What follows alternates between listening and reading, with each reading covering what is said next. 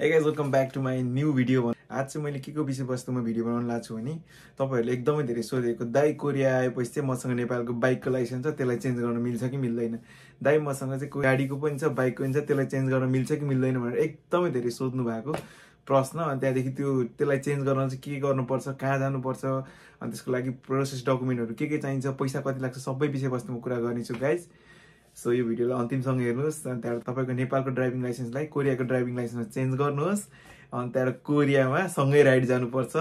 सँगै ड्राइभ हान्नुपर्छ ल गाइज अब धेरै नबोलिकन आजको विषयवस्तुतिर लागु हैन यदि तपाईसँग चाहिँ नेपालको ड्राइभिङ लाइसेन्स बाइकको पनि गाडीको पनि छ भने चाहिँ तपाईले कोरियन ड्राइभिङ लाइसेन्समा चेन्ज गर्न सक्नुहुन्छ हैन तर तपाईसँग चाहिँ बाइकको मात्र छ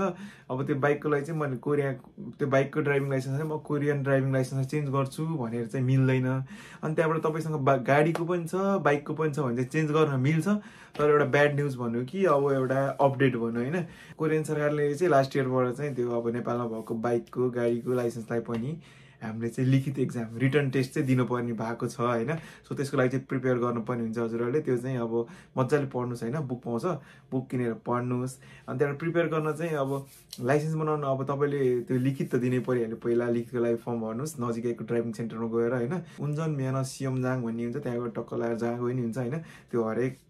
ठाउँमा हुन्छ त्यो चाहिँ गएर त्यहाँ गएर तपाईले आफ्नो फर्म दर्ता गरेर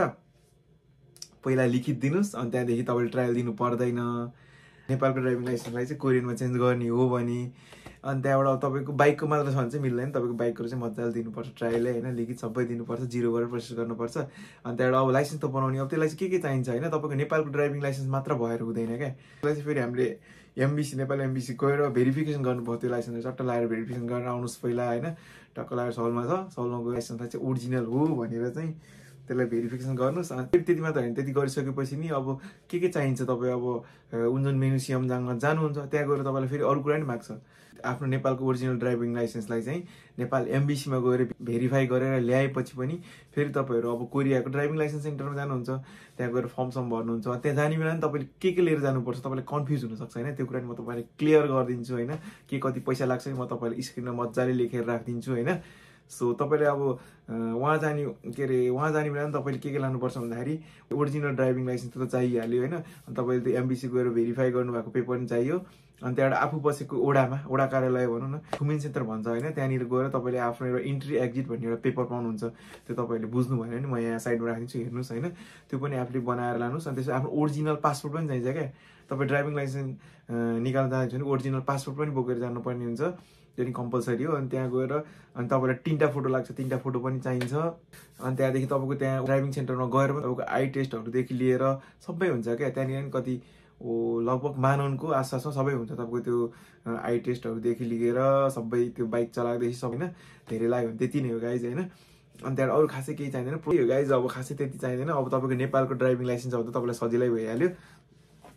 अब तपाईको नेपालको ड्राइभिङ लाइसेन्स छ भने तपाईलाई सजिलै भइहाल्यो तपाईलाई चाहिने भने लाइसेन्स चाहियो एउटा ओरिजिनल नेपालको अनि तपाईको एआरसी चाहियो एलियन रेजिस्ट्रेसन कार्ड अनि अर्को भनेको तपाईलाई पासपोर्ट चाहियो अनि त्यहाँ 3 कपी फोटो चाहियो अनि त्यहाँ तपाईले नेपाल एमबीसी गएर भेरिफाई गर्नुभएको डकुमेन्ट एउटा पेपर हुन्छ हैन साइडमा हेर्नुस् म साइडमा हाल्दिन्छु त्यो पेपर चाहियो अनि त्यहाँबाट आफू बसेको छेउमा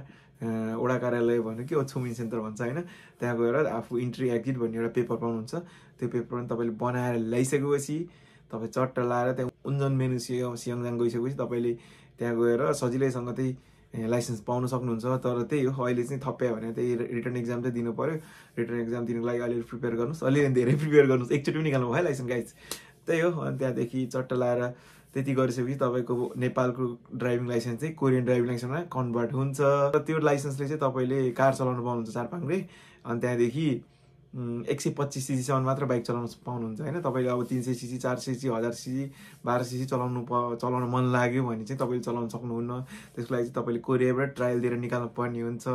नयाँ त्यसको लागि धेरै गाह्रो छैन गाइस त्यही हो त्यही गएर त्यही फर्म भर्ने हो अनि त्यहाँबाट फर्म भरेर डकुमेन्टहरु त अब त्यही सबै चाहियो एउटा त्यो एमबीसी गएर भेरिफाई चाहिँ गर्नु परेन डकुमेन्टहरु त सबै चाहिहाल्यो